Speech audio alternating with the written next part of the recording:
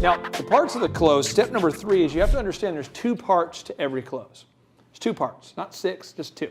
So, good stuff. And by the way, Soft Selling in a Hard World is a phenomenal book that I encourage you to read because it really breaks it down in that book. But step number 1 is you must assume that the sale has already been made. Okay? So you have to assume, this is step 1, you have to assume that the sale,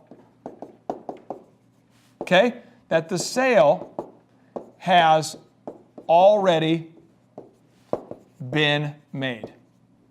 Okay? You got to make sure you do that. You have to make sure you're assuming they've already purchased it because you've already shown how you can solve the problems. You have to work off the assumption they're already going to buy. They've already bought. Okay? Now the second part is you must ask for the formal commitment or agreement in the form of gathering the technical details needed to get the company's products or services into the hands of the actual buyer.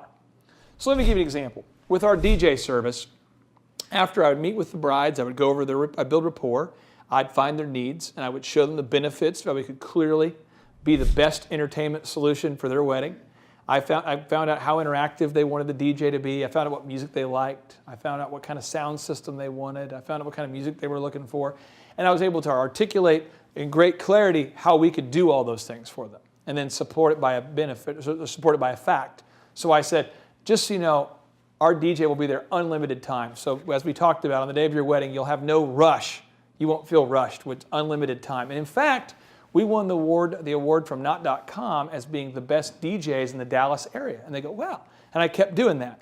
Well, then I go into the close and I say, now, based on what we talked about today, which package works best for you? Package A or B?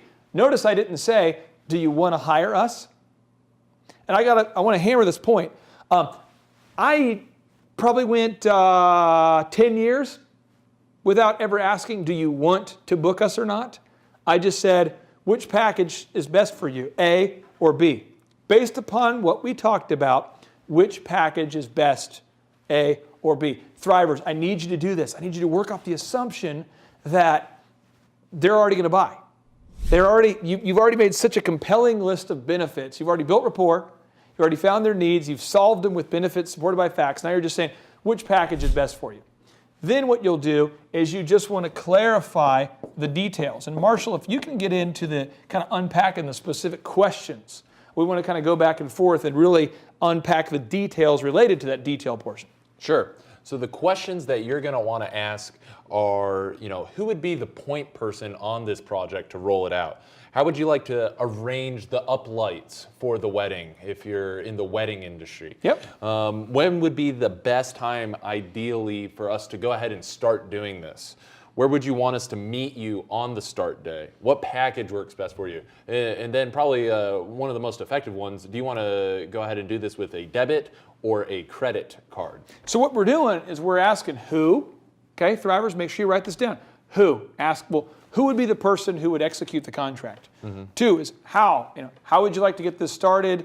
How do you think we could, logistically get this set up for you? How? Who? How? The next is when. When would you like to get started? Ideally, today or tomorrow. When do you want to meet? Is it this time or that time? Get the when. So you're going over the who, the how, the when, the where. Where would you want us to be? Where would you want us to get started? Where would you like to meet? Where? Then you go through, well, what package, what solution, what product, what service, what. Then that final one is just clarify the payment.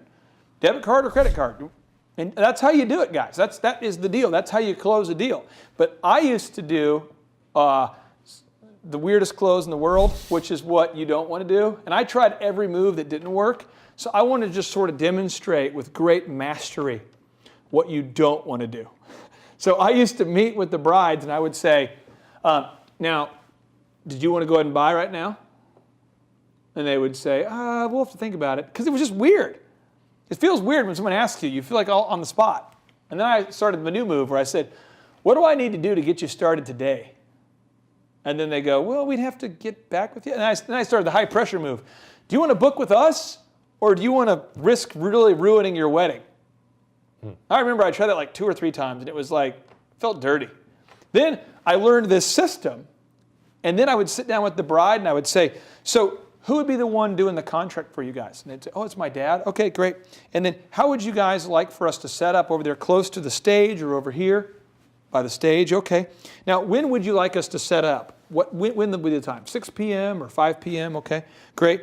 And where do you want us? Do you want us to be over here with the lighting, or do you want the lighting over here? Where do you want that lighting to go for the wedding? We had up lights that would illuminate the wedding reception room and decorate the room in the colors of the wedding party. And I would say, well, what package works best for you? What package? Do you want to do this package or this package? And they would say, well, what's the difference? And we'd talk about that. And I'd say, okay, and then did you want to go ahead and do debit card or credit card?